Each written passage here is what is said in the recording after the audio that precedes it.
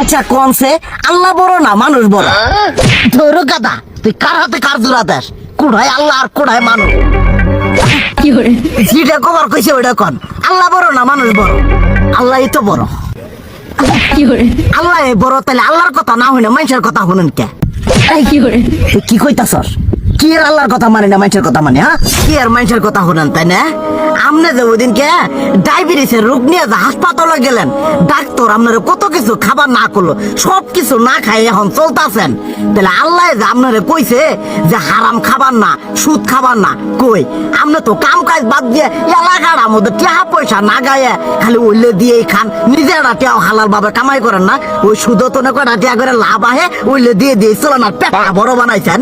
শুনেন একটা কথা কই, হারামের কোনোদিন আরাম নাই।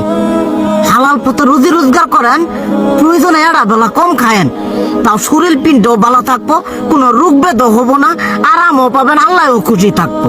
তুই আমার এইভাবে বুঝাবি আগে কইলি না কে? আসলে এই বিষয়টা তো আমি কখনো মাথায় এইভাবে নিইনি যে আমাদের কখনো ডাক্তার নিষেধ করলে ঠিকই আমরা নিষেধ মানি, কিন্তু উপর আল্লাহ যে কত কিছু নিষেধ করে দিয়ে সেটা মানি না। আর এই যে হারাম পথে টিয়া পয়সা কামাই করতেছেন, শরীরের মধ্যে দুনিয়া রোগ ব্যাত হয়েছে, দেখা যাইতেছে যা টিয়া হারাম পথে কামাই করতেছেন তার তো বেশি টিয়া মনে করেন জ্বলে যাইতেছে গা বেশি। আজকের পর থেকে আমি আর এই হারাম সুদ খামো না, আমি হালাল পথে চলবো, হালাল টাকা পয়সা ইনকাম করবো। এতে করে যদি একবেলা কমও খাইতে হয় তবুও খামো, তবু আমি আর এই হারাম পথে চলবো না। আচ্ছা ঠিক আছে।